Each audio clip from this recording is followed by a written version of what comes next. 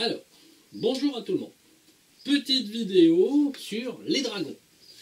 Donc là, on va faire le tour de tout ce que nous, on a vu sur les dragons et à quoi ça sert, comment ça marche.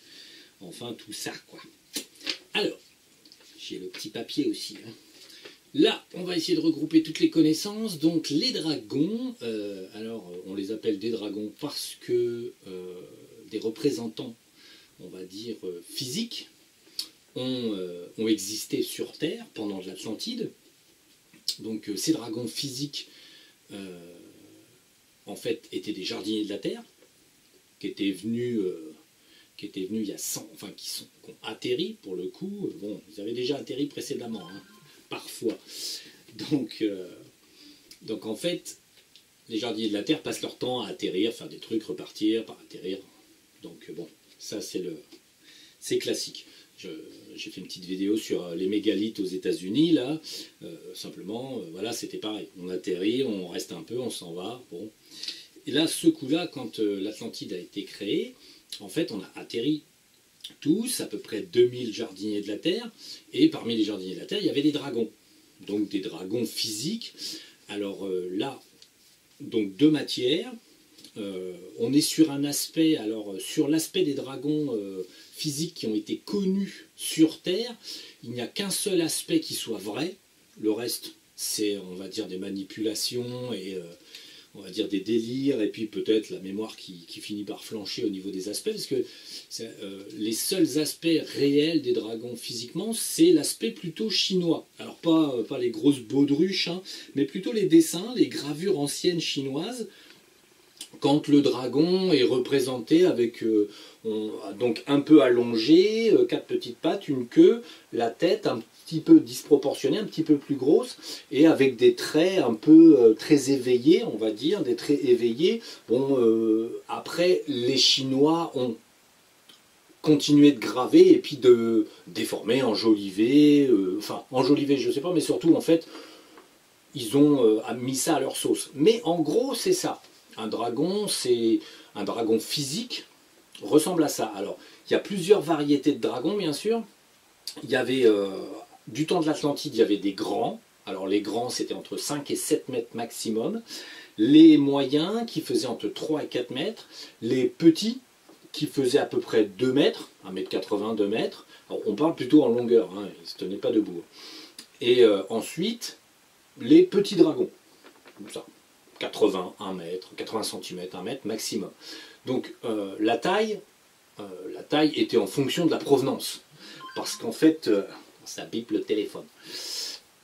Donc les provenances sont variées. Chez les jardiniers de la Terre, en fait, on avait par exemple les dragons d'argent, qui sont rares, puisque ici sur Terre, enfin, dans le système métaphysique des dragons, il n'y a pas de dragons d'argent, parce que c'est des dragons qui viennent d'un autre univers, d'une autre planète. Là, on parle de toute façon de dragons physiques. Les dragons d'argent étaient, on va dire, plus fins, beaucoup plus fins que les autres, et parce qu'ils parcouraient de grandes distances, ils étaient rapides, on va dire. Alors, les dragons faisaient de la lévitation, hein, c'était un phénomène mental, tout comme les bâtisseurs promener de la pierre, promener des tonnes de pierre sans y penser. En fait, les dragons se promenaient eux-mêmes par lévitation et progressaient par lévitation. Un dragon, ça rampait pas au sol. Hein. Je suppose que dans les temps immémoriaux de l'origine de l'espèce, certainement que les dragons, quand ils étaient à l'âge préhistorique dans leur monde, effectivement, au début, peut-être qu'ils rampaient, enfin ils marchaient, hein, comme, on va dire comme des lézards ou des choses comme ça, mais puis finalement, au fur et à mesure, comme c'est une espèce qui a évolué jusqu'à une conscience très élevée, simplement ils ont développé un système de transport plus pratique, moins fatigant pour le corps, et en fait moins salissant peut-être que de se traîner par terre. Donc voilà, on est face à une espèce évoluée, hein, qui fait de la télépathie, qui a des pouvoirs métaphysiques, et qui véritablement sont des espèces très avancées.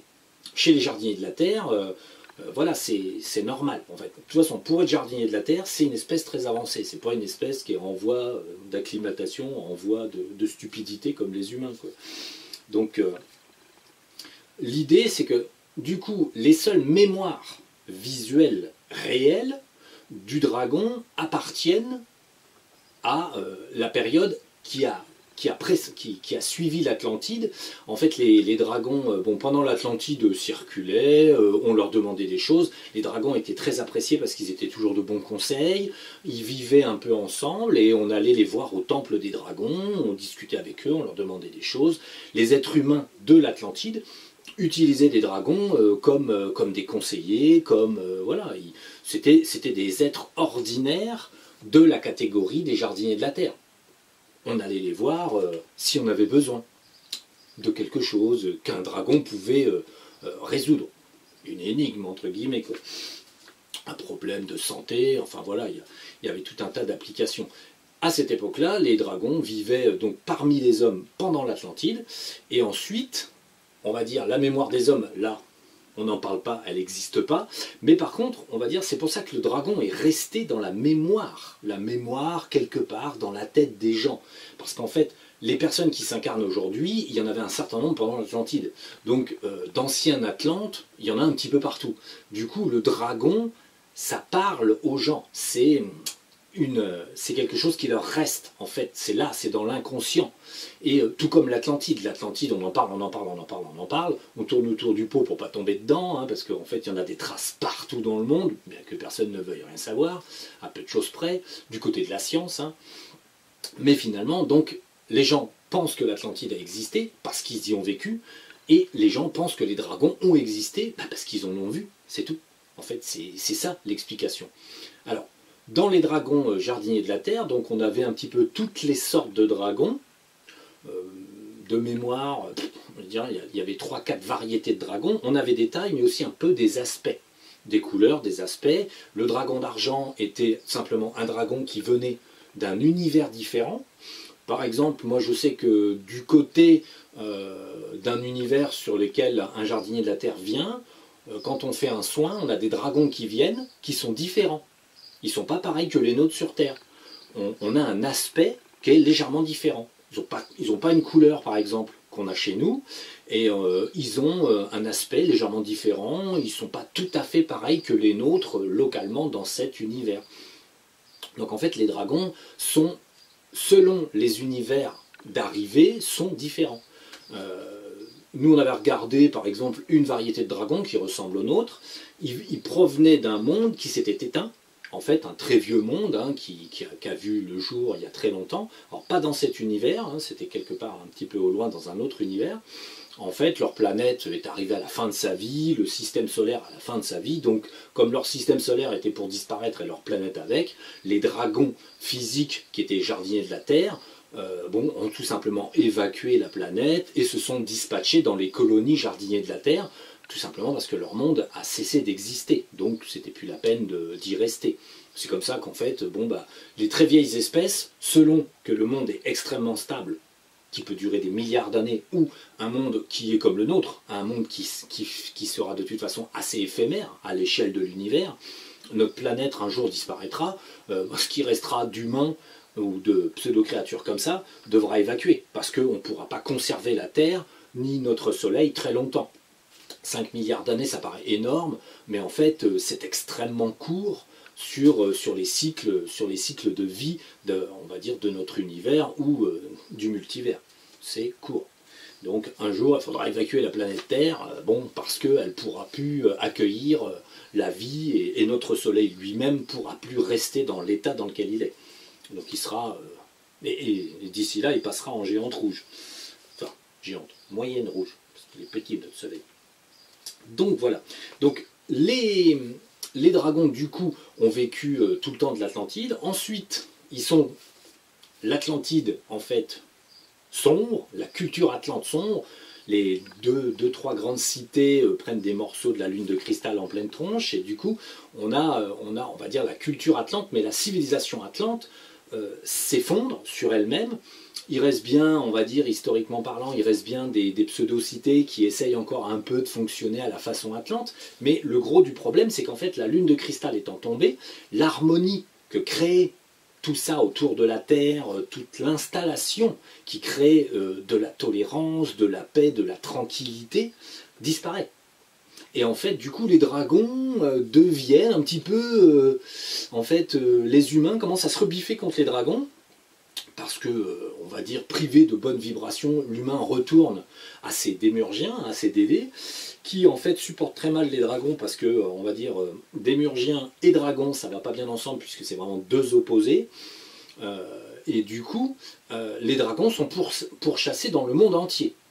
En Chine, ils sont moins pourchassés, mais quand même, ils seront finalement pourchassés, parce que, on va dire, tant que les êtres humains aujourd'hui, vous diront, ah, les dragons, c'est un mythe, c'est une légende, donc bon, c'est merveilleux, c'est bien, c'est sympa. Bon, mais en fait, en avoir physiquement devant soi, et de plus des personnes, parce que les dragons sont des personnes intelligentes, fines, qui ont une culture énorme, et on va dire, accès à des technologies énormes, bon, bah, ça gêne. Du coup, l'humain, pour pouvoir dominer son ère, s'est mis à chasser les dragons. Du coup, tous les dragons physiques de l'Atlantide ont été pourchassés. Pendant l'an 1000, qui est la période entre 900 et 1400 à peu près, en Europe, on fait la chasse aux dragons. Alors là, on les idéalise physiquement, on les grandit énormément, c'est-à-dire qu'on dit qu'ils sont énormes, qu'ils bouffent des chevaux, qu'ils mangent des chevaliers, qu'ils crachent du feu. Alors les dragons ne crachent pas du feu, n'ont jamais craché de feu de toute leur vie. C'est complètement... Ça, c'est quelque chose qui a été comment dire, complètement inventé pour rendre terrifiant le dragon. Ils n'ont pas du tout l'aspect européen qu'on leur colle en termes d'aspect, hein, les écailles, la grande taille, les ailes, l'air féroce, cracher du feu, bon, ridicule. Donc tout ça, c'est de l'invention humaine, plus particulièrement bien sûr de l'Église catholique qui appartient à Démurge. Donc en fait, on fait la chasse aux dragons tout simplement pour tuer la sagesse, tuer le bon sens, tuer tout ce qui brille, en fait tout ce qui brille et tout ce qui pourrait briller. Donc, pour ne pas être contrarié dans les plans sombres, Démurge, en fait, instruit la haine des dragons et les humains se mettent à haïr les dragons. Si bien qu'à une certaine époque, en fait, certains dragons sur Terre et, on va dire, dans le système solaire, ont été enfermés par de l'énergie néfaste. Alors, enfermés, c'est-à-dire qu'ils avaient deux solutions. Soit ils partaient très loin, mais ils savaient que ce n'était pas leur destin de partir loin pour fuir ce monde de misère. Là, on parle de dragons même métaphysiques. Donc les dragons physiques ont tous été tués physiquement. Hein, bon, il reste peut-être un dragon en vie, par-ci et par-là. Certains sont descendus dans l'Agartha. Hein, quand ils ont vu comment ça se passait, il y a quelques dragons qui sont descendus dans l'Agartha parce qu'ils ont dit « Oh là là, on va mourir ». L'ensemble des dragons ont été tous exterminés. Ça a été fait. En vie à la surface de la Terre, dans des cavernes des anciens, il en reste peut-être un ou deux à tout casser. Et ensuite, du coup, en fait, le principe, c'est que même métaphysiquement, il y a eu une telle haine des dragons, on a tellement vendu que le dragon était méchant, qu'il mangeait les brebis, qu'il faisait ci, qu'il faisait ça, qu'il mangeait les chevaliers. Donc, on a instruit une haine qui, à l'échelle du catholicisme, comme le catholicisme était assez fort on va dire sur ces années-là, il y avait beaucoup de pratiquants obligatoires, en fait, du coup, les gens se sont mis à faire des égrégores mentaux qui ont fini par emprisonner, par la haine et la connerie, on finit par emprisonner les dragons dans des coques. Les dragons se sont protégés, se sont mis, on va dire, en stase dans la matière métaphysique et se sont rétractés dans la matière métaphysique parce qu'ils étaient entourés de mauvaises énergies, d'ombre, de haine. Et du coup, pour ne pas subir physiquement, ils se sont juste fait une bulle, se sont endormis et ont attendu qu'on passe à une meilleure époque. Parce qu'en fait, ils voyaient bien que cette époque-là, en fait, leur était hostile. Et du coup, même métaphysiquement parlant, c'est l'époque où les dragons ont subi la grande extinction métaphysique. Donc, ils se sont endormis, ils se sont fait enterrer. Bon, les démurgiens, bien sûr, les égrégores catholiques ont été envahis de démurgiens, parce que de toute façon, c'était le principe. Hein. À cette époque-là, l'Église savait très bien ce qu'elle faisait.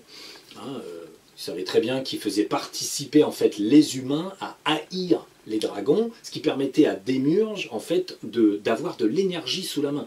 Il faut être très clair, dans l'éther en fait, la science métaphysique fait qu'en fait, si un démurgien a sous la main, par exemple, des décédés, on va, par exemple, nous on a fait les plages du débarquement, bon, on a visité un peu physiquement, c'était infect, il y avait des DD partout, plus des gens emprisonnés partout, donc en fait, après on a nettoyé, on a regardé un peu ce qui se passait, et en fait, les démurgiens, pendant la bataille, en fait, faisaient en sorte. Bon, une bataille, c'est de la peur, c'est du stress, c'est des émotions extrêmement fortes. La guerre, c'est néfaste. Du coup, les pauvres Américains, les pauvres Allemands, en fait, les pauvres Français, tous les gens qui étaient là, qui se battaient, qui se tiraient dessus pour s'entretuer, alors que c'était pas leur guerre, mais c'était plutôt la guerre de manipulation et, on va dire, des Illuminati, pour exterminer la population. Donc, l'idée, c'est qu'une personne qui est sur le champ de bataille, tire, meurt, est blessé gravement.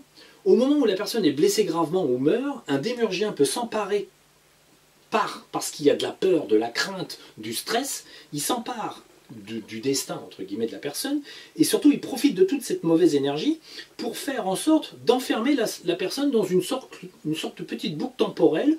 La personne revit les 30 dernières secondes de sa vie en permanence. Ceci dit, comme la personne est morte, elle ne s'aperçoit pas que le temps s'est écoulé.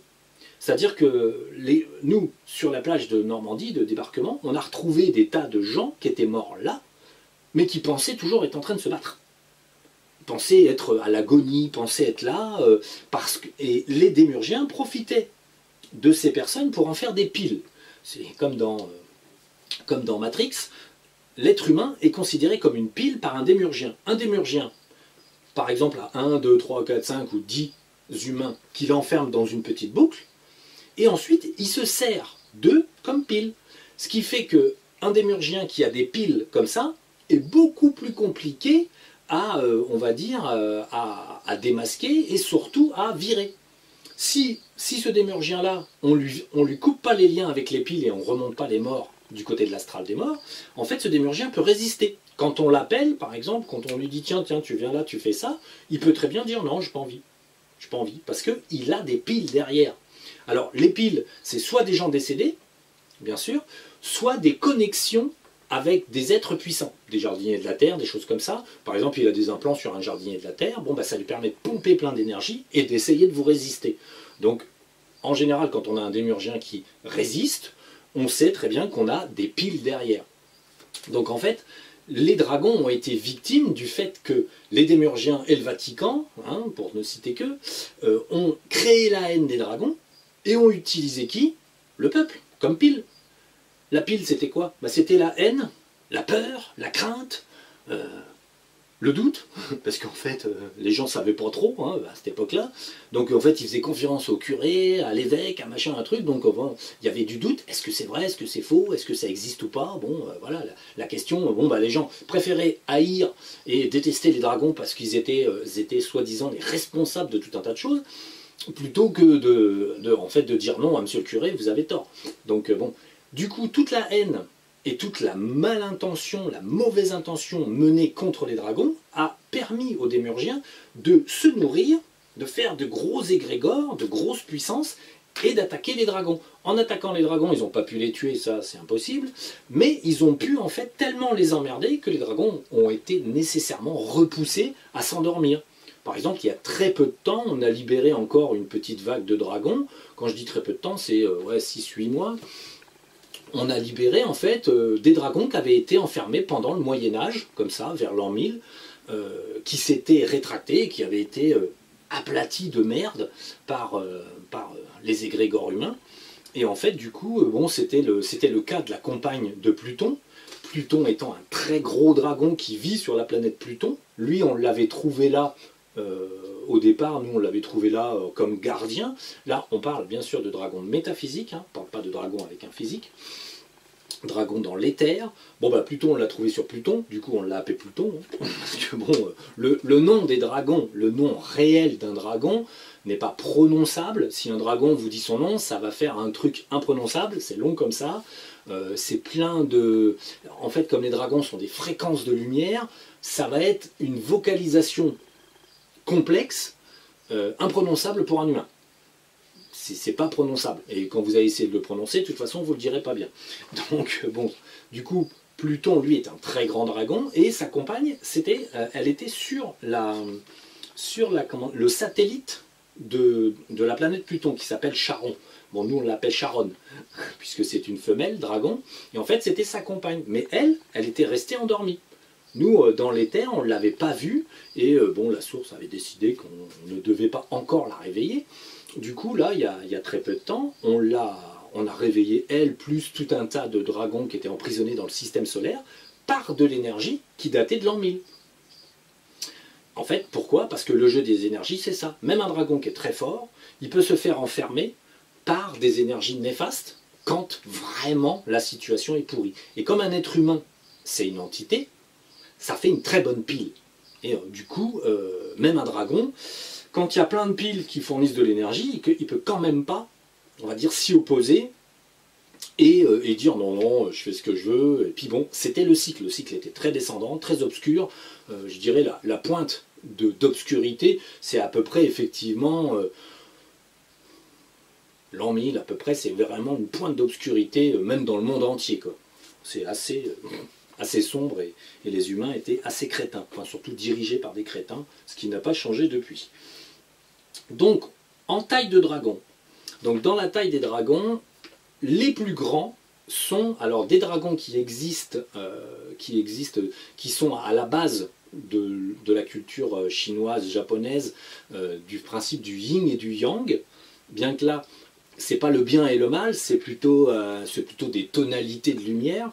En fait, ce sont un mâle et une femelle, dragons, qui sont donc les dragons de la planète Terre, un peu du système solaire, hein, et eux qui sont plus grands quasiment que la planète Terre. C'est-à-dire que c'est deux immenses dragons qui représentent les deux polarités et qui veillent en fait, à la vie là sur notre système solaire, qui sont là. Ce sont les assistants de la lumière et ce sont eux les plus grands. On va dire ça, c'est papa, maman, dragon. Hein. Ensuite, on a Pluton et Charon, qui sont deux gros dragons, et ensuite, il y a tout un tas d'autres dragons qui sont alors des grands, des moyens, des petits. Les dragons sont 17 000 sur le système solaire, là, qui peuvent travailler, bricoler, faire ce qu'ils ont à faire, surtout en général nous aider, mais ils mènent des missions aussi, on va dire, sans qu'on leur demande, hein. On n'est pas tout le temps en train de leur dire, bah, tiens, fais ci, fais ça, fais ci, fais ça. Ils ont quand même leur vie à eux. Quand ils voient qu'il y a un truc qui merde et que nous, on n'est pas là, bien sûr, ils y vont, ils cassent un truc, bon, hop, ils réparent, ils bricolent, quoi. Ils travaillent dans l'éther, hein, bien sûr. Donc, en termes de dragons, les tailles, c'est ça. Après, donc, en termes de taille, les bébés dragons, donc les petits dragons naissants. Alors, on va tout de suite couper court à toutes les âneries que les grands spécialistes à cheveux longs et autres profèrent sur les dragons. Alors, les œufs de dragon. Alors, si dans les terres, ou une séance de médium et machin et trucs, on vous confie un œuf de dragon, on vous confie un dédé. En gros, un dédé qui pond un œuf et qui vous le confie pour vous parasiter. Donc en fait, les œufs de dragon ne sont pas confiés à des humains. Ni même à moi, jardinier de la Terre. Non, non, non. Les œufs de dragon sont, on va dire, conçus au centre de la galaxie, dans la fontaine du centre de la galaxie. Ils y passent un certain temps, le temps qu'une petite étincelle divine descende dans une structure à 3 corps. Donc on est quand même dans le créé, hein, presque 3 corps métaphysiques. Hein, donc c'est vraiment très peu de choses en termes d'énergie. Donc les bébés dragons naissent, sont couvés par le centre de la galaxie, ils sont dans la fontaine du centre de la galaxie, là où il y a beaucoup d'énergie, et donc quand ils naissent, ils ont un petit peu toutes les couleurs, hein, et en fait, quoi qu'il arrive, il n'y a pas d'humain qui participe, ni de près, ni de loin, jamais, à la naissance ou le stockage des œufs de dragon. C'est complètement stupide. Il n'y a que les gens qui voient rien, qui sont pas capables de, on va dire, de toute façon, comme de toute façon l'ensemble de la planète et Terre ne monte pas au centre de la galaxie, c'est normal qu'ils ne puissent pas le savoir. Je ferai d'ailleurs une vidéo sur toutes les choses qu'on ne peut pas vous dire, enfin que eux ne peuvent pas vous dire, parce qu'ils n'y vont pas, parce qu'ils ne peuvent pas. Donc voilà. Donc les œufs de dragon, centre de galaxie, moi j'ai assisté, entre guillemets, à une petite ponte, entre guillemets, et puis ensuite ils sont restés un certain temps, ensuite il y a eu les bébés dragons, ça change la vibration du centre de la galaxie, quand j'étais dedans, je disais, il y a un truc, il y a quelque chose de bizarre, il y a quelqu'un. Donc c'était des dragons en naissance. Alors, la naissance d'un dragon, c'est quoi? En fait, vous avez la source, il y a la, comment dire, la barrière de Planck. Donc d'un côté vous avez l'incréé, et de l'autre côté vous avez créé. À partir du moment où vous avez un corps, un seul, petit corps, de rien, un corps énergétique, donc vous êtes à la limite, vous êtes à la limite de la 34e dimension, vous êtes genre en 32, 31 dimensions, vous n'êtes que énergie. Vous avez une sorte de corps. Les particules divines, la particule divine que chacun a, l'étincelle divine, qui représente la vie, en fait le lien avec la source, quand elle passe de l'incréé, hop, et elle vient dans le créé, au départ, chaque personne qui est sur Terre, chaque créature, chaque dragon, chaque plante, a un jour possédé qu'un corps. Un seul corps. Qu'est-ce qu'elle est quand elle possède qu'un corps? En gros, une énergie extrêmement basique. Par exemple, une particule, un photon, un électron, bon, un petit quark ou un truc de genre. En gros, le premier stade de la vie, c'est la particule. Certaines personnes peuvent se souvenir avoir été une particule au tout départ. Alors on fait quelque chose de très simple, on n'a qu'un seul corps, on n'a pas beaucoup de principes de vie, on n'est qu'une particule. On bouge, on transmet de l'énergie, on fait des trucs comme ça, des trucs de particules. Deux corps, vous commencez à être un peu plus complexe. Bon, vous êtes encore certainement dans les particules et les choses de ce genre, les petits nuages d'énergie. Et ensuite, vous devenez dragon. 3 corps.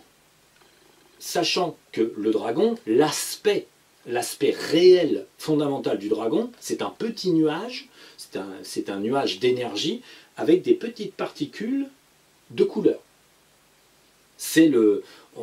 Moi j'ai déjà vu mon dragon façon chinois, par exemple, le dragon qui serpente, qui est blanc, avec une main chinoise, avec la tête un peu chinoise, donc l'aspect classique, mais c'est parce que moi j'ai vécu des vies en Chine, du coup j'en ai une forme d'idée préconçue. C'est une préconception de sa forme.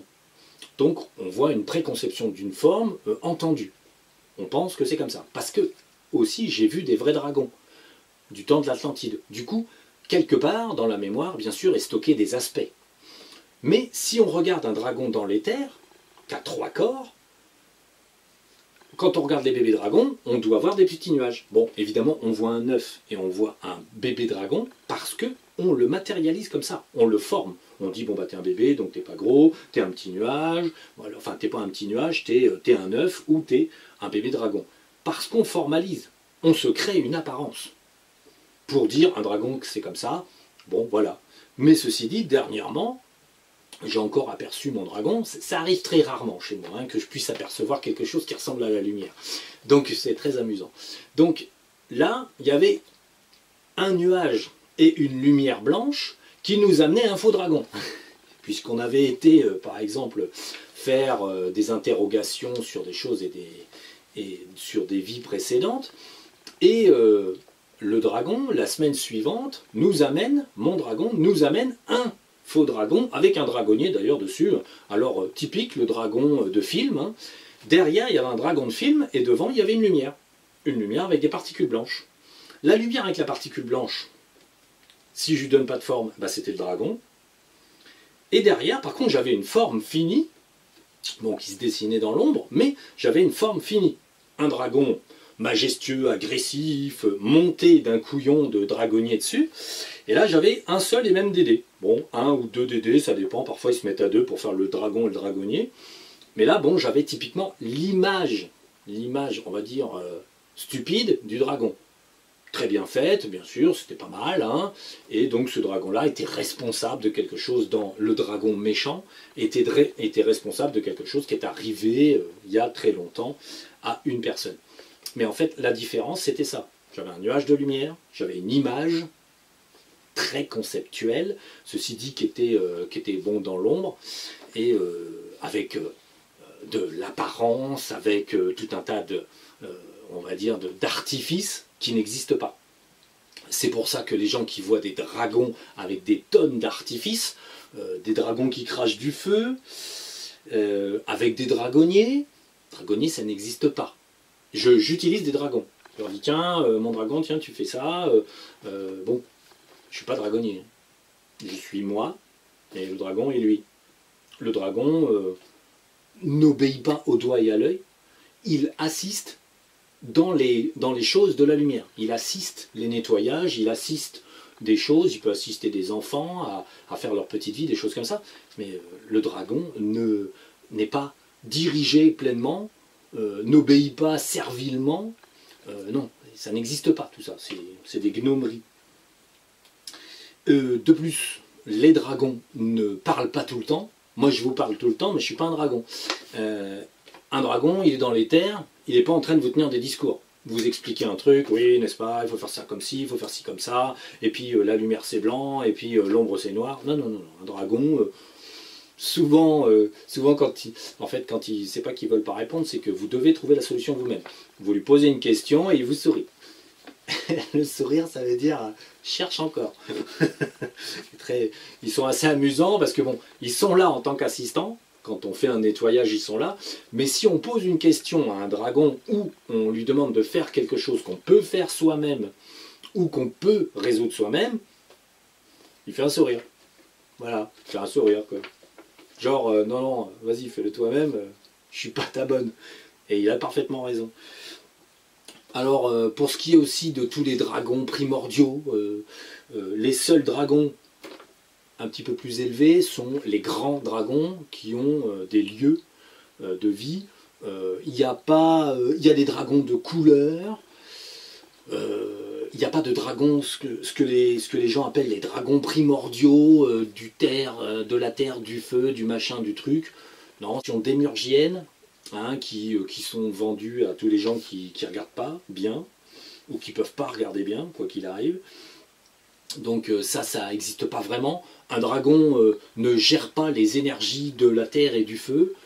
Il peut être là pour pour tempérer des choses. En tant que dragon, il aide à quelque chose, mais c'est dans le domaine de l'énergie, mais il ne se présente pas lui-même comme le gardien du feu, le gardien de la terre, patati, patata. Non, non, le dragon, on va dire, il n'y a pas de...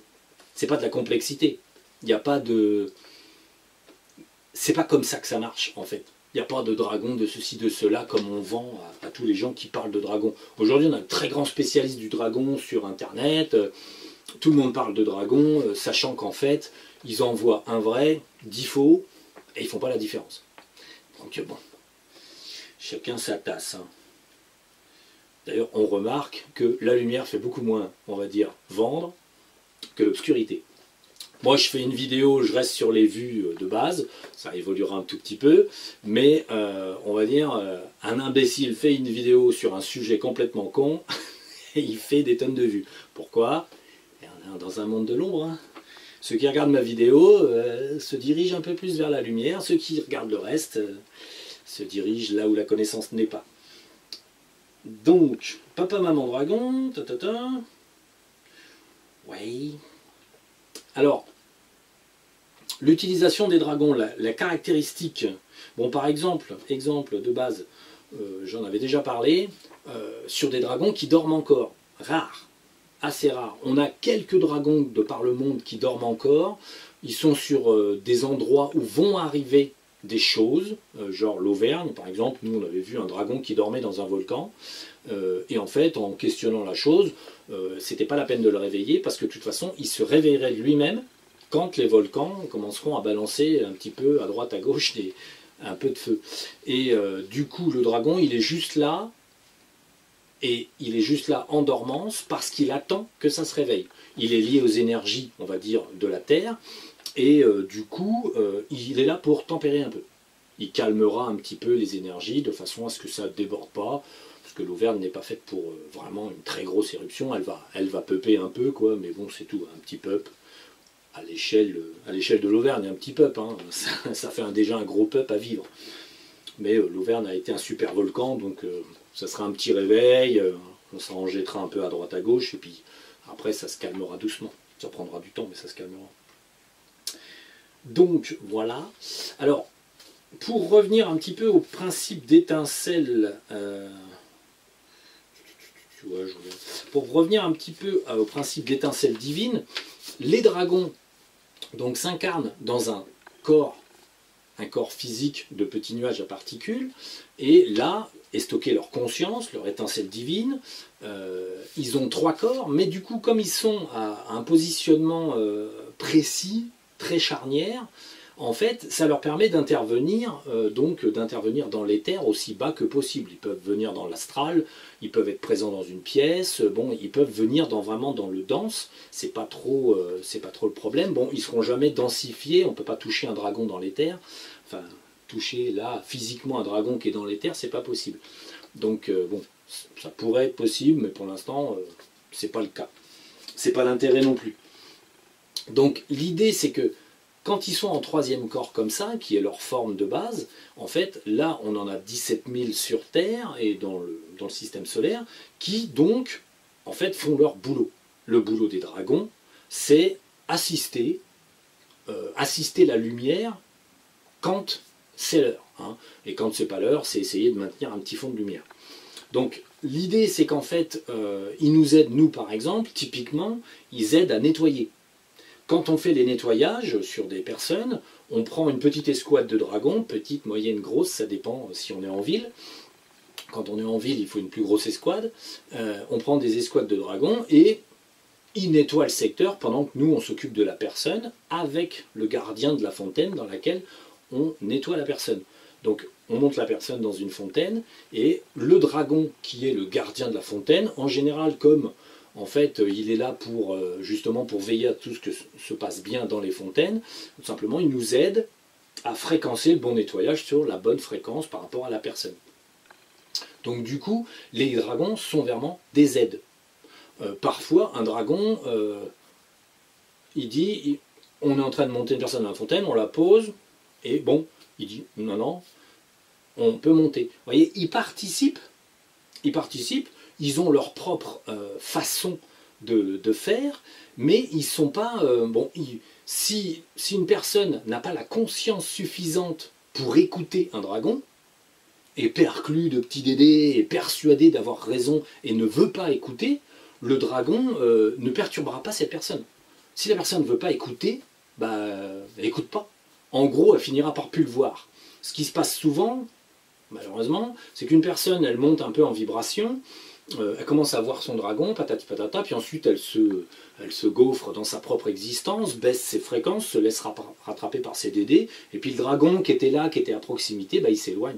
Parce qu'en fait, quand ça devient trop gras, hein, trop sale, le dragon il s'éloigne, et puis il se met à distance, et puis il regarde de loin, parce qu'il n'accompagne plus la personne. Pourquoi ? Parce que la personne s'assombrit. Donc pour lui, sa mission régresse, et puis il va s'occuper peut-être d'un enfant qui lui évolue, et puis il va laisser la personne patauger dans sa merde, et puis c'est tout, quoi, parce qu'il ne peut pas, lui, prendre la décision d'extirper la personne, nettoyer tous les dédés. Un dragon ne prend pas de décision, il est en harmonie avec la source, et il est en harmonie donc avec le plan.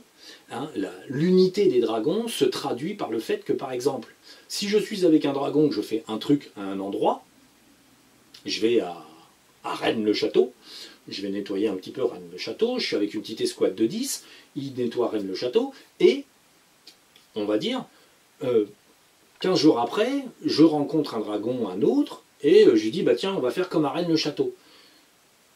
Si j'ai utilisé une technique à Rennes-le-Château, l'ensemble des dragons le savent. À partir du moment où un dragon n'était pas là, il est quand même connecté au collectif, c'est l'unité, hein, c'est le principe de l'unité. Si 10 dragons ont vécu quelque chose et ont fait un truc spécial, un autre dragon 15 jours plus tard n'a qu'à se poser la question et il aura la réponse. Il saura ce qui s'est passé. Parce que l'information est disponible, parce que l'information est stockée dans l'éther. Du coup, tous les dragons sont en unité, toute expérience vécue par les uns est disponible pour les autres. Tout le monde connaît l'état de santé, entre guillemets, de ses collègues. Si un dragon est dans l'embarras, les autres le savent. Mais si la source a dit, bon, il est dans l'embarras, mais c'est pas pour aujourd'hui qu'on le désembarrasse, bon, bah, les dragons qui sont autour ne vont pas faire quelque chose contre la source. Ils sont en harmonie avec la source, en unité, du coup, ils font ce que la source veut. Par exemple, si on va nettoyer quelqu'un, mais qu'il ne faut pas retirer, par exemple, un implant particulier, on nettoiera tout sauf cet implant. Parce que nous, on ne le verra pas, parce que la source ne veut pas, et si le dragon le voit, il sait que la source ne veut pas. Elle dit, non, non, celui-là, je le garde, j'en ai besoin pour après, pour faire un truc. Bon. Et en fait, c'est comme ça. Il n'y a pas, le dragon ne prend pas de décision propre, c'est la même chose pour les humains, sauf que les humains ne le savent pas. Donc en fait les humains sont synchrones tout le temps, mais ignorent qu'ils sont synchrones, même quand ils font des conneries. Donc bon, c'est amusant. Donc les dragons, eux, agissent selon ce qu'on est en train de bricoler, ils nous aident, ils nous soutiennent, mais par exemple, il y a des fois, ils font un petit peu genre, c'est pas les andouilles, hein, parce que c'est... Mais ils font mine de pas y arriver. Dernièrement, bon ça m'était déjà arrivé, le genre mine de pas y arriver. Un dragon vient pas, on l'appelle, il vient pas, bon, alors on regarde, où est-ce qu'il est? Ah, on le trouve, bon, il est avec 3-4 dragons, et puis il bricole un vortex. Bon, un vortex, on regarde, bon, un petit vortex, bon, pas plus grand ni plus petit que les autres, et ils sont 4 et ils font mine de pas y arriver. Alors bon, là, même si ça n'a pas d'importance, puisqu'en fait, le vortex était de taille moyenne. Bon, simplement, ça faisait sortir et rentrer des vaisseaux, et du coup, bon, les dragons faisaient mine de ne pas y arriver. Alors 4 dragons, ils peuvent vous fermer un vortex du petit doigt à chaque fois, hein, chacun. Un vortex chacun par le petit doigt, mais non, là ils n'y arrivaient pas, ils étaient là, ils bricolaient. C'était parce que, en fait, le dragon a l'ordre d'inviter la personne à voir quelque chose. Bon, c'était qu'un vortex avec des petits vaisseaux qui allaient et venaient, donc bon, on est arrivé, Laura par exemple, on a coupé le vortex, on l'a plié en 4, on l'a mis dans un sac, et voilà, c'est tout. Mais le dragon faisait mine de ne pas y arriver. Et ensuite, quand on a fini de nettoyer le vortex et de défoncer les vaisseaux, alors des vaisseaux pléiadiens, hein, semble-t-il, il y en avait, je ne sais plus quoi, une bonne vingtaine, on a encore flingué des pléiadiens, alors derrière l'apparence des pléiadiens, il y avait des insectoïdes, hein. Donc bon, désolé, on a encore pété la gueule au copain Mathieu, ça va encore faire beaucoup moins de compagnie. Donc, parce que en ce moment, en fait, comme ils me gonflent les pléiadiens, les machins, les trucs, là, ça me saoule de voir tous ces messages de salut là, de machins, de trucs, là, tous ces soi-disant, on va dire, galactiques. Donc du coup, là, dernièrement, c'est vrai qu'on a quand même pas mal défoncé de vaisseaux, hein, on en est à beaucoup plus de 3000, donc on est en train de nettoyer. Donc à un moment donné, ça s'arrêtera peut-être, les messages bidons, des extraterrestres bidons, qui n'existent pas que dans l'éther, et qui sont tous mauvais. Bizarrement, j'ai pas croisé un seul vaisseau avec une vraie entité qui fait un vrai truc positif. C'est curieux quand même, hein, à quel point ça patauge, ça rame gaiement dans l'éther. Donc, le dragon a faim, il a faim qu'il n'y arrivait pas. Bon, on a fait le petit truc, ensuite on est reparti faire le soin qu'on avait à faire, puisqu'on était sur un nettoyage soin, et le dragon, on a continué, quoi. Mais le dragon peut par exemple, simplement, il y a quelque chose à montrer, donc on va voir ce qu'il fait. Voilà, il fait mission d'aller voir ci, il fait mission d'aller voir ça. Mais nous, ça nous est déjà arrivé, par exemple, d'espionner un peu ce qu'il faisait dans la semaine, quand on n'était pas là. Hein. Et on a déjà vu des escouades de dragons s'attaquer à un vortex, repousser une attaque démurgienne, faire des trucs comme ça.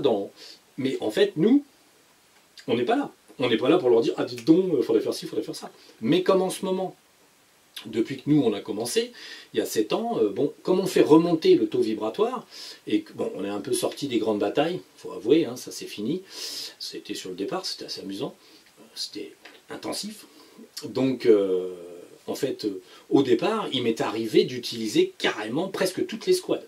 On en avait à peu près 15 000 à l'époque, on avait 15 000 dragons qu'on faisait bosser d'un coup. On faisait des attaques monstres sur des, on va dire des systèmes entiers, on défendait, on faisait des trucs, on s'embarquait dans des plans terribles. Bon, c'était une période où on employait énormément de dragons d'un coup, parce que, bon, il restait quand même des dragons distribués sur Terre pour veiller aux petites tâches quotidiennes, mais on utilisait de très grosses proportions des dragons pour faire des très très grands nettoyages. D'où le fait qu'on a quand même viré beaucoup de monde. Donc maintenant, quand on a un truc, on utilise 10-15 dragons. Si on a un lieu qui est particulièrement pourri, là en ce moment, franchement, on ne dépasse pas les 25-30 dragons parce que ça va beaucoup mieux qu'avant, il faut le dire. Et c'est pour ça que certains ont constaté que, tiens, il n'y a pas ci, il n'y a pas ça. D'une, c'est parce que vous ne les voyez plus parce qu'ils se planquent. Deux, c'est qu'on en a tellement enlevé qu'il y en a beaucoup moins. Mais du coup, les dragons, eux, aujourd'hui se dispatchent énormément donc sur la population et regardent s'il y a des petites personnes à aider. Alors souvent, ils vont quand même aider toutes les personnes qui ont un peu plus de fréquence, ils vont surveiller, un dragon peut surveiller 10, 15 ou 20 personnes. Hein, et hop, il file un petit coup de main là, il met un petit coup d'énergie là, il glisse une pensée à un autre. C'est ça, l'idée des dragons, c'est, par exemple, vous êtes là, vous êtes dans l'embarras, vous êtes stressé, énervé, et le dragon, il arrive et il adoucit, par exemple. Il adoucit votre stress ou votre émotion parce que ça n'est pas nécessaire. Du coup, hop, il adoucit et vous vous calmez. Ça peut être l'intervention d'un dragon. Comme chez Mark Oburn, par exemple, où un dragon, une fois, plusieurs fois, est venu de le tirer d'un mauvais pas dans l'astral, mais par contre, il était déguisé en humain. Il ne s'est pas montré en tant que dragon. Parce que Mark Oburn, c'est un décorporant astral, du coup, voilà quoi, il ne voulait pas lui donner un aspect qu'il n'aurait pas reconnu. Du coup, bon, tac, il fait son boulot, il s'en va. Les dragons servent à ça, décoincer les situations problématiques. Alors c'est beaucoup plus dans le domaine métaphysique, mais même sur le physique. Si des enfants, par exemple, voient des esprits de la nature ou des dragons, peuvent confondre l'un et l'autre, c'est pas le problème. En fait, on va assister au fait que le dragon est là pour lui faire des petits conseils. Mais aussi, si l'enfant est un peu chagrin ou un truc comme ça, il va apaiser. Il va apaiser un peu son chagrin, il va le soutenir émotionnellement parlant, quand l'enfant est peut-être en but à des tracasseries, des choses comme ça. L'enfant peut être assisté, en fait. Assisté, évidemment pour un adulte ça ressemblera à rien, il verra rien, mais l'enfant est suivi. Ça c'est la mission classique et normale des dragons. D'autres personnes en fait perdent leur dragon, parce que ils deviennent cons et dévorés par l'ambition, le pognon ou des choses comme ça. J'ai le cas d'un magnétiseur là, en Bretagne, que j'ai rencontré, qui se disait dragonnier, machin truc, il avait des dragons avec lui. Alors nous on avait regardé, effectivement, il avait des petits dragons avec lui, on avait 3, mais au fur et à mesure qu'il a avancé dans sa pratique et qu'il a développé son commerce, en fait de magnétiseur, spécial dragon, machin truc, en fait il a commencé à perdre ses dragons. Pourquoi? Mais parce que le profit, l'argent, la célébrité, on me connaît, je suis Bob le magnétiseur des dragons, donc à force de grandir en fait en célébrité locale et en faisant de l'argent, il est passé d'une personne humble, atypique, à une personne prétentieuse et atypique. Et en fait, il a perdu chacun de ses dragons. Les dragons qui l'assistaient pour les nettoyages, des choses comme ça, ont fini par remonter jusqu'à en fait regarder de loin et ne plus l'aider. Pourquoi? C'est simple. Ils ne vont pas aider quelqu'un qui s'embourbe dans l'ombre et dans les défauts et dans les problèmes. Et du coup, voilà, ils ont été obligés de reculer et de laisser tomber. On peut perdre ses dragons tout simplement quand la situation en fait que soi-même on s'enlise dans les défauts matériels classiques. Bon, lui-même, c'était un dragon incarné, par exemple. En fait, lui, c'est un dragon incarné, il ne le savait pas. Il avait 3 petits dragons qui l'aidaient, et puis ensuite, il a perdu ses 3 petits dragons, et bon, ensuite, il nous a même jeté des sorts, des choses comme ça, hein, parce qu'il ne comprenait rien. Donc, on va dire, c'est comme beaucoup de magnétiseurs, ou de choses comme ça, qui se disent quelque chose. La plupart des gens, en fait, confondent ombre et lumière, et voient rien du tout, et du coup, bon, bah, vont jeter un sort à un jardinier de la Terre, comment c'est trop marrant, quoi. Vous pouvez me jeter les sorts que vous voulez, ça change rien. Moi, ma journée va se passer normalement, votre sort, il va faire que rebondir, et si je suis méchant, je vous ferai mal au crâne. Hein, je suis pas très méchant, mais avec les francs-maçons, ça m'arrive quand même. J'aime bien leur coller un bon mal de crâne quand ils me saoulent, donc... ça leur arrive de moins en moins parce qu'ils ont bien senti qu'ils n'avaient pas les compétences. Donc l'idée est là. Le dragon, lui, il peut s'approcher de vous, mais il peut aussi reculer. Bon, à chaque fois, bien sûr, c'est une expérience de la source. Quelqu'un qui monte en fréquence, c'est une expérience, puis quand il redescend, c'est une autre expérience. Donc vous gagnez des dragons, vous perdez des dragons. C'est comme ça. À l'heure actuelle, on a beaucoup, par contre, de dragons qui sont morts précédemment, qui se réincarnent, et qui descendent sur Terre, qui se réincarnent dans des corps pour, on va dire, stabiliser l'état de lumière au sol. Hein, c'est pas l'équipe au sol, hein. Non, c'est pas eux. Donc, là, c'est l'équipe à côté de ces pompes, c'est autre chose. Donc, les dragons qui s'incarnent physiquement en ce moment, en fait, sont des encreurs de lumière, mais c'est pas de l'ancrage. En fait, c'est simplement que la lumière, c'est quelque chose qui est autour. Et en fait, quand une personne à la surface de la Terre émane de la lumière, simplement la lumière, tac, descend et se diffuse. Descend et se diffuse. Donc, plus le temps passe à l'heure actuelle, plus on a des gens qui s'incarnent de lumière, donc des jardiniers, des airs jardiniers, des dragons, tac, pour effuser. Hop, hop. Ce qui fait qu'une personne est là, ça fait de la lumière, à un moment donné, tout se rejoint. Et finalement, on arrive à tapisser un petit peu plus la planète de lumière. Et ce n'est pas de la lumière visible, c'est la lumière métaphysique. Quand un enfant, il est tout petit, il ne s'en rend pas compte, mais simplement, comme il est propre dans son esprit, il ne s'oppose pas à la distribution de la lumière. Donc la lumière passe par lui, pouf, il effuse de la lumière. Point. Aujourd'hui, un certain nombre d'enfants participent à effuser. Donc à distribuer autour de lui de la lumière de façon à ce que les fréquences augmentent doucement mais sûrement. Voilà. Alors sur les dragons, ouais, ça va être un petit peu tout, hein, parce que de toute façon... ouais. Pas d'œuf, pas de dragonnier.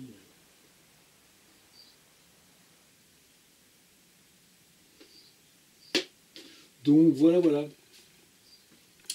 Il n'y a pas grand chose d'autre à dire. Bon, les couleurs, je suis en train de compléter le phénomène des fontaines, parce qu'en fait, jusqu'à maintenant, nous, on s'intéressait que rapidement aux fontaines, dans le sens où on se servait que des fontaines vers le haut. Bon, parfois, on faisait un petit soin pour d'autres personnes. Alors, bon, tiens, pour Michael, l'explication, oui, du passage des fontaines, j'ai eu le cas encore dernièrement, une personne incarnée qui passe au centre de la galaxie, en fait, là c'était un enfant, et un soir, tiens, on dit, bah tiens, on va le monter, et en fait, il voulait pas. Dans les terres, ça rechignait, genre, ah non, pas la fontaine du centre de la galaxie, non. Il voulait aller en bisounours. Alors tiens, on a dit, tiens, bisounours, c'est curieux, parce que normalement, il monte là, il veut aller à l'opposé. Bon, alors on l'a mis en bisounours, c'était bien. En fait, après, on a regardé le phénomène, c'est que ce jour-là, l'enfant qui est un dragon, en fait, était fatigué. Il était fatigué de sa journée. Du coup, il était un peu las, un peu vraiment essoufflé par sa journée. Du coup, l'énergie du centre de la galaxie était un peu trop violente, un peu trop perturbatrice, entre guillemets. Ça chargeait un peu trop fort, ça chargeait trop vite et trop fort. Trop de chargeurs. Du coup, il a préféré, instinctivement, dans les terres, aller dans la fontaine des bisounours. Parce que ça fait une énergie douce, une énergie en fait qui dorlote un peu, et ça lui allait mieux ce jour-là. Parce que ce jour-là, il était trop fatigué pour monter. En fait, c'est l'explication du coup du phénomène des fontaines. J'avais vu 2 personnes qu'on avait mis en fontaine bisounours, et en fait, par la suite, leur couleur était différente. Leur couleur était plus élevée. Et en fait, pourquoi? Ce jour-là, je pense qu'il y avait un effet de lassitude, fatigue, quelque chose qui les avait pas mal usés.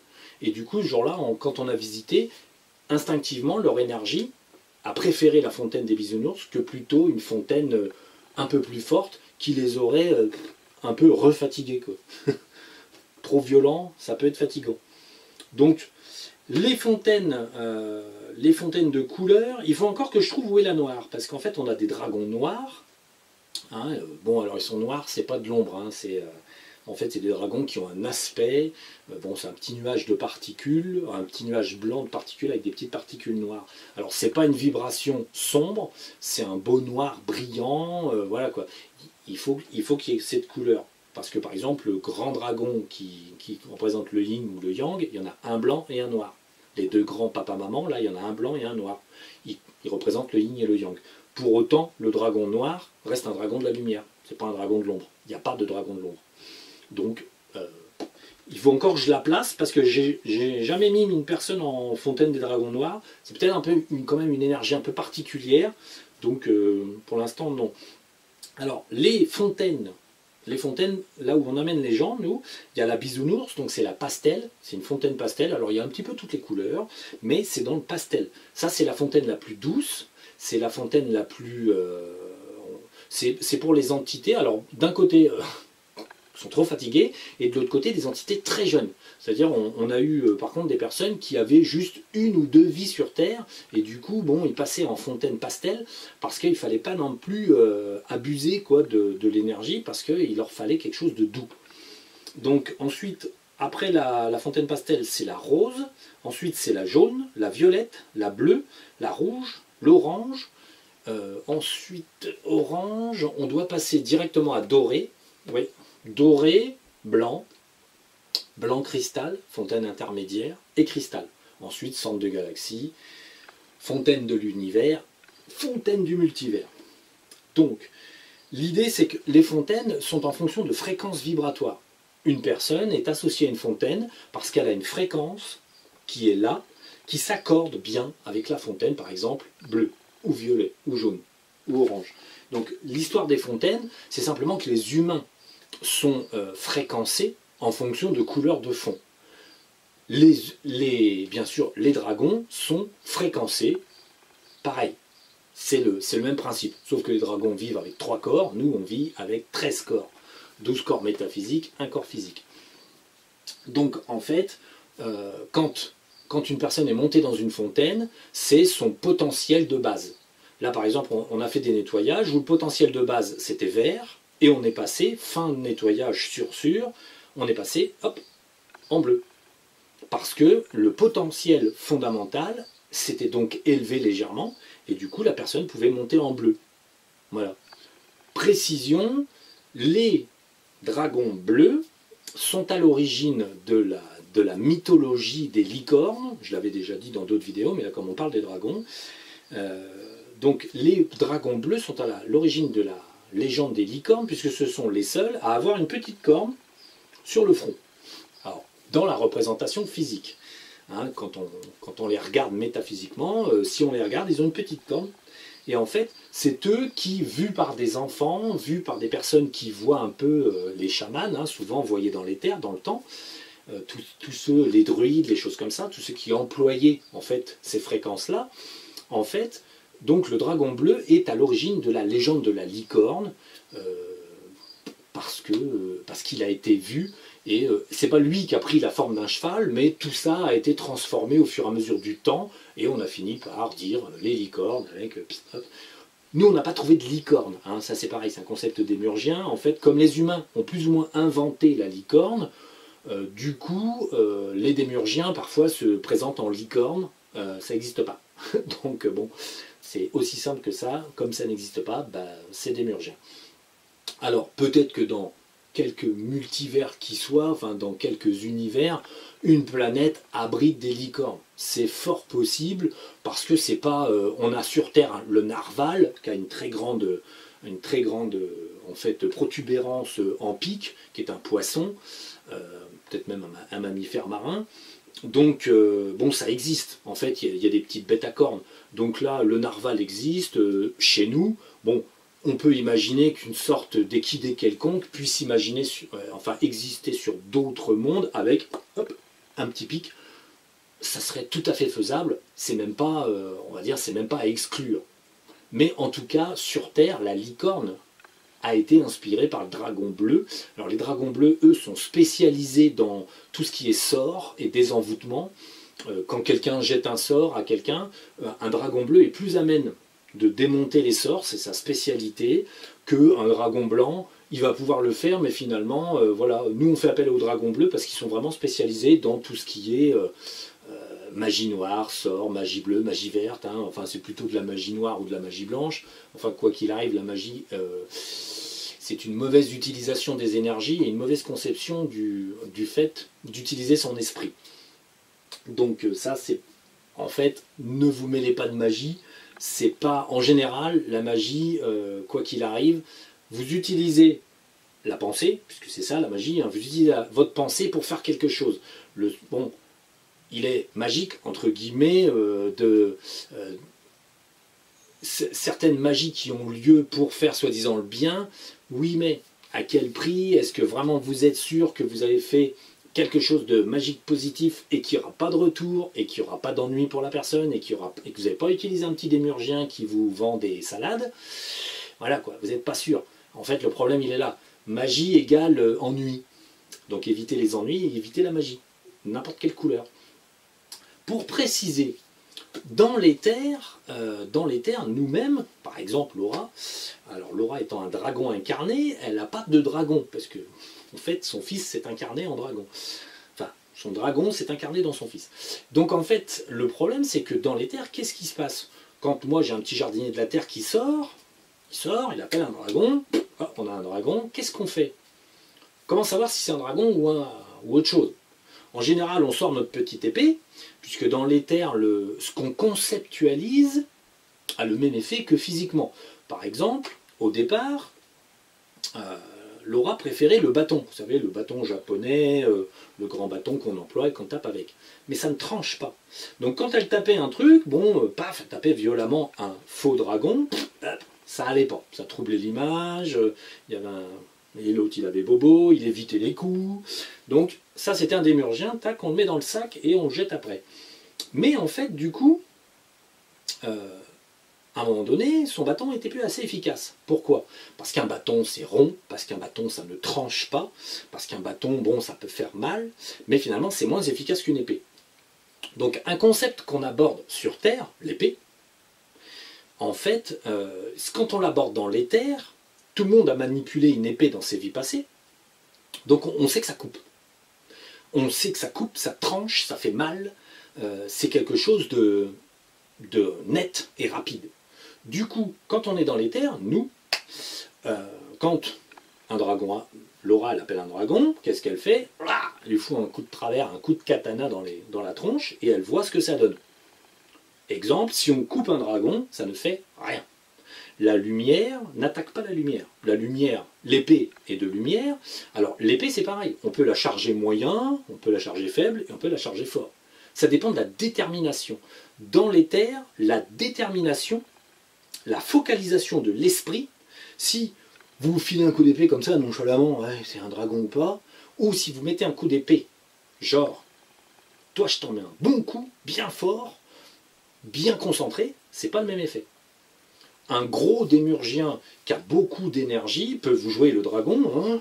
Bon, en général, il y aura toujours un défaut. Hein. Un gros bide, un petit poil, des trucs qui vont pas. Mais bon, admettons qu'il arrive à soigner l'apparence. Beau dragon, comme il faut. Nickel. Si vous y allez mou, il peut feindre, par rapidité, feindre que tout va bien. Ça va. Si par contre, vous élevez vos vibrations et vous avez la détermination ferme de voir si c'est un dragon ou si c'est autre chose, que vous tapez fort, vous allez trancher l'apparence. Vous allez déconstruire, couper avec l'épée, l'apparence qu'il a travaillée, et du coup vous allez obtenir le fond de l'apparence, de l'ombre, par exemple. Un reptilien, n'importe quoi. Un gros dédé informe, ce qu'on appelle nous, comment dire, comment on appelle ça, les excrémentaires. C'est des gros tas de merde. Donc, bon. Donc, un dé, si vous le tranchez net, il va couper. Donc, évidemment, toujours trancher avec quelque chose de tranchant. Parce que ce qui est valable terrestrement, mentalement dans l'éther, bien sûr, a son intérêt. Donc, du coup, vous avez cet effet. L'autre jour, on étudiait un peu les esprits de la nature sur la vidéo. C'est un peu compliqué parce que esprit de la nature dit question particulière. Première chose qui est arrivée, c'est des Dédés déguisés en esprit de la nature. Puis comme on en avait marre de trancher du Dédé, on est passé directement par Gaïa pour obtenir les esprits de la nature. Mais il y en avait un qui avait un comportement curieux. Il était très rapide et il ressemblait à... Il reflétait tout ce qu'il y avait autour. Du coup, il se déplaçait beaucoup. Hein, je dis, oh là, oh là, oh là. Ça ressemblait beaucoup à un concept Dédé.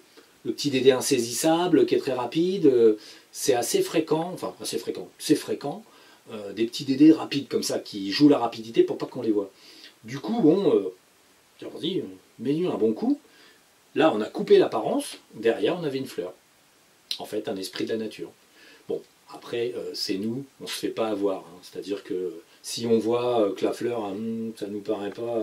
enfin, on était quand même entouré de Pan, le vrai, et on avait tous les autres esprits de la nature face à nous. Donc, bon, moi je me suis dit, il y en a peut-être un mauvais qui s'est glissé entre les deux. Celui-là avait vraiment un aspect suspect. Ceci dit, on a testé tous les esprits de la nature pour être sûr, et pour savoir qu'on avait vraiment des esprits de la nature, et non pas des démurgiens.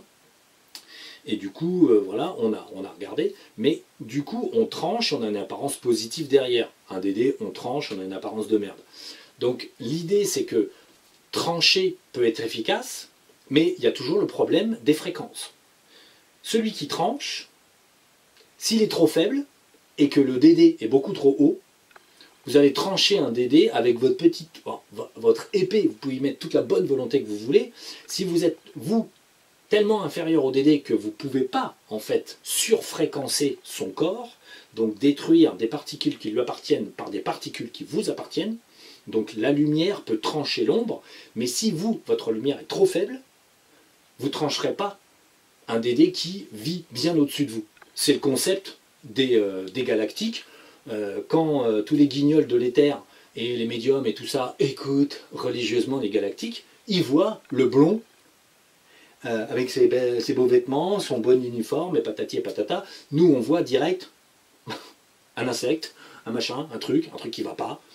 Et si on regarde, ah oui, c'est vrai, il se présente en blond, mais aux autres. À nous, ils peuvent pas. Pourquoi? Déjà parce qu'on a une énergie qui les domine. Les galactiques se trouvent juste sous le centre de la galaxie, on va dire. Maxi peut-être 17 dimensions énergétiques. Ce qui fait que 17, c'est pas mal. C'est pas mal. La plupart, même quelqu'un qui va en cristal, il aura une fréquence légèrement plus bas.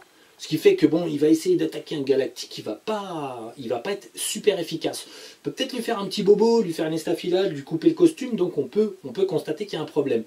Mais en tout cas, tous les gens qui vont dans l'éther, là, on va dire sur l'ensemble des vidéos qui sont faites, on a des gens qui vont dans l'éther, mais ils ne savent même pas où ils passent. Sauf pas s'ils passent en fontaine rose, machin, truc, cristal, ils n'en savent rien. En fait, personne ne parle des fontaines. Pourquoi? Bah, en fait, ça serait se classer soi-même. Donc dire je suis là et les autres sont là. Donc en fait, ils ne veulent pas savoir.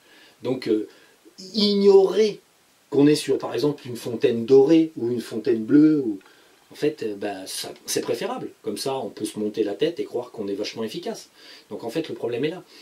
Quand une personne qui est en fontaine orange, c'est pas si fréquent, maintenant on en a croisé un, je crois, une personne qui est dans une fontaine orange, c'est juste avant la dorée.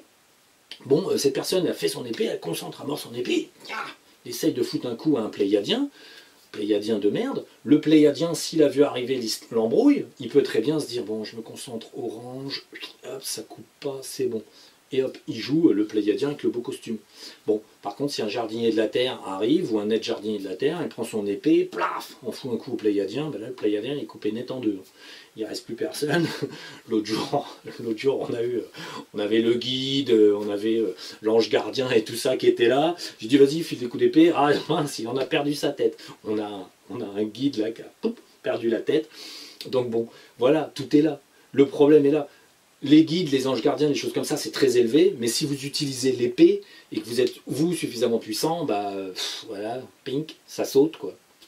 Il faut savoir que les dragons peuvent maîtriser des démurgiens comme ça, entre guillemets, à main nue, quoi. Ils les attrapent, ils les foutent dans les sacs, aussi gros que soit le démurgien. Si par exemple on a un démurgien qui fait la taille de la planète Terre, le dragon, il se souffle dessus, il peut faire la taille du soleil si ça le chante.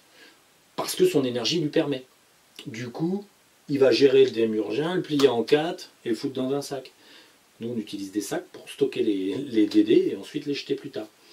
Donc voilà. Il est important de préciser que la fréquence d'une personne qui sort détermine ce qu'elle peut faire. Donc, faire des nettoyages, faire des tas de trucs avec des gens qui ont des fréquences basses, qu'est-ce qu'ils verront? Ils verront que des gentils monsieur et des gentilles dames qui sont venus lui faire des tas de câlins, parce qu'en fait, ils ont tous des fréquences au-dessus, et il verra les petits dédés bassement fréquentiels, et il se plantera, parce qu'en fait, il verra que les dédés bas, les dédés vraiment pas trop forts, donc il va nettoyer 2-3 bricoles, puis ensuite, tous les dédés qui le dépassent, il les verra comme des copains. Donc en fait, les nettoyages seront nettoyages ou interventions pour faire ci ou pour faire ça, sont forcément ratées, parce qu'en fait, il faut être au-dessus pour voir tout ce qu'il y a au-dessous.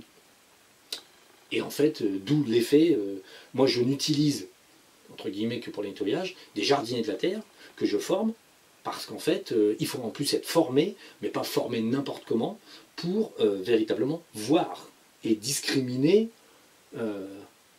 petit, moyen, gros dédé, énorme, et savoir qui fait quoi, comment. C'est pas quelque chose qui se fait en 5 minutes. C'est pas des petites formations, vite fait, là, où vous payez un week-end, hop, je suis formé, c'est bon, je peux aller dans les terres, je vais casser la gueule à tout le monde. Non, c'est complètement faux. Il faut savoir que moi, les personnes que j'ai en formation, ça va durer au moins 6 mois. La valeur commerciale, la valeur commerciale d'une formation de ce genre avoisinerait plutôt les 15 000 euros. Entre 10 et 15 000 euros, ça dépend un peu du nombre d'implants. Quand on a des personnes qui ont 7 milliards de DD dans le corps métaphysique, ça prend au moins 6 mois à enlever, à raison de 4, 5, 6 séances par mois, où on enlève, et on emploie des procédés extrêmement complexes. Les dragons nous aident, nous assistent, sont là au centre de la galaxie, la source du multivers, ils font du démontage avec nous, ils tirent un peu, ils poussent, voilà, bon, ils sont là, en fait, ils nous aident tout pareil. Entre un jardinier de la Terre, un dragon, il n'y a pas de différence. C'est pas vraiment différent, c'est la forme qui compte. Mais par contre, le concept des dragons métaphysiques dans les terres, c'est la seule forme d'assistance de lumière qui existe. Ce sont les assistants de la lumière, les réparateurs, les intervenants, c'est eux qui sont là pour aider. Et il n'y a personne d'autre qui aide. Les morts, les machins, les trucs font de la com avec nous, mais ils n'aident pas. Pas sur le plan de l'éther, à faire des nettoyages, des choses, surveiller, aider, protéger. Il n'y a que les dragons. Les dragons sont les seuls qui fassent ce travail-là, et qui, c'est pas une question d'autorisation, mais c'est les seuls disponibles. C'est les seuls disponibles, c'est les seuls avec ce rôle-là. La source a quand même conçu l'univers avec Dédé et les dragons. Dédé étant l'opposé, et les dragons étant la lumière, et les intervenants de la lumière. Voilà. Autrement, le reste, en général, c'est des embrouilles. J'ai fait la liste, de toute façon, des qui participent à la lumière, qui participent à l'ombre. Voilà. Donc, bon. Et il n'y a pas d'effet hiérarchique. Quelqu'un m'a parlé d'effet hiérarchique. C'est pas une hiérarchie. La lumière n'est pas hiérarchique. On va dire, il faut être très clair là-dessus. Enfin, pas hiérarchique. Une personne peut être plus haut qu'une autre, mais il n'y a pas de hiérarchie. Par exemple, les dragons qui se trouvent hauts ne vous donnent pas d'ordre. Ils vous aident. En fait, c'est la grande différence entre l'ombre et la lumière. Dans l'ombre, vous allez trouver des hiérarchies, des obéissances, des concepts de je te domine, je te commande, je te dis de faire ça, je te dis. Dans la lumière, vous ne verrez pas. Un dragon ne va pas débarquer un jour dans les terres en te disant « Dis donc, faudrait que tu fasses ci, faudrait que tu fasses ça ». Moi, quand on sort dans les terres, je demande au dragon « Y a-t-il quelque chose à faire ?» d'urgent, là. Bon, parfois ils me disent ouais là-bas, mais en moyenne il faut que je devine. Mais ça arrive qu'ils me disent ah oui, il y a un truc là qui merde par là, il faudra aller voir. Bon, en moyenne, je dois me poser la question moi-même. Est-ce que si, est-ce que ça, est-ce que le soleil, est-ce que patati, est-ce que patata. Donc on gère. Mais il n'y a pas de principe de vous ne devez pas obéir à quelqu'un qui vous est supérieur. Le principe du guide, de l'ange gardien et de l'aide à l'incarnation, c'est des principes démurgiens où vous obéissez à votre guide, vous obéissez à votre ange gardien vous aide, mais il faut croire en lui. Hein, faut croire en lui. Hein.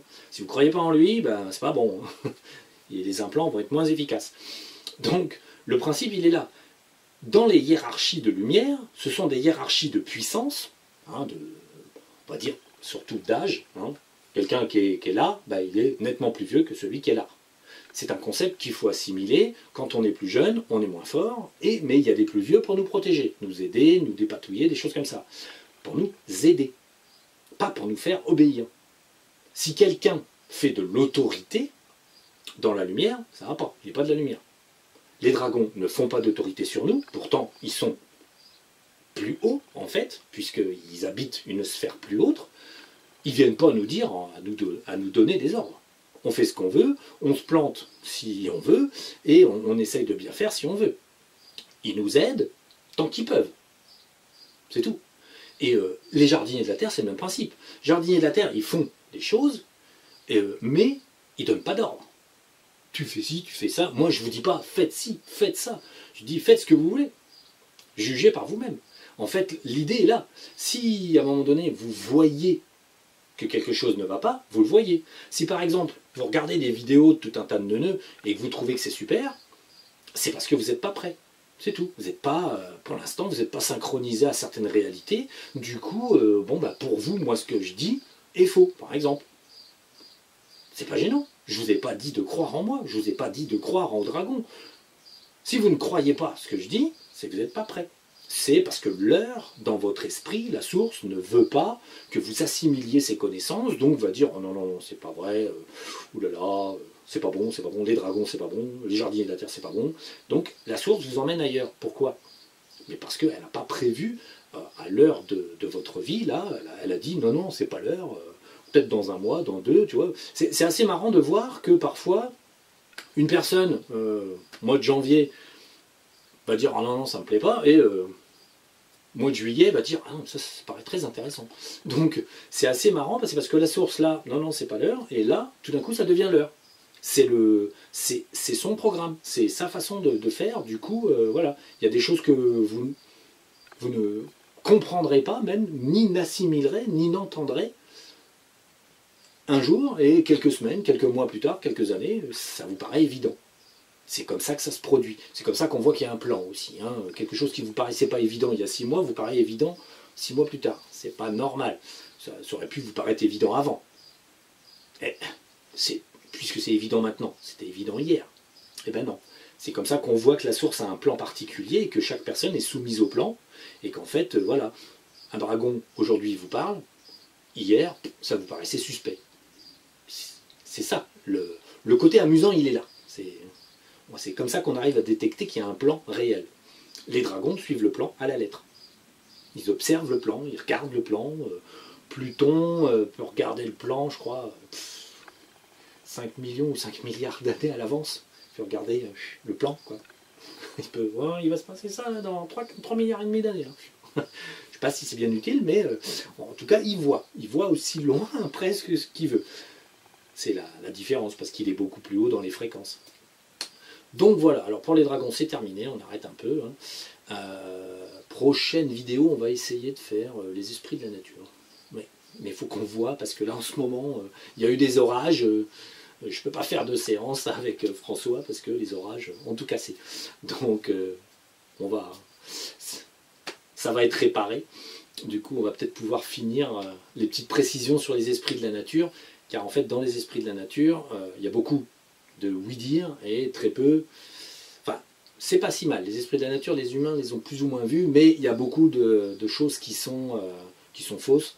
Et en fait, il y a des choses qu'on ne connaît pas chez les esprits de la nature, donc on va voir si on peut faire une petite vidéo sur les esprits de la nature, l'agencement, en fait, de comment ça marche.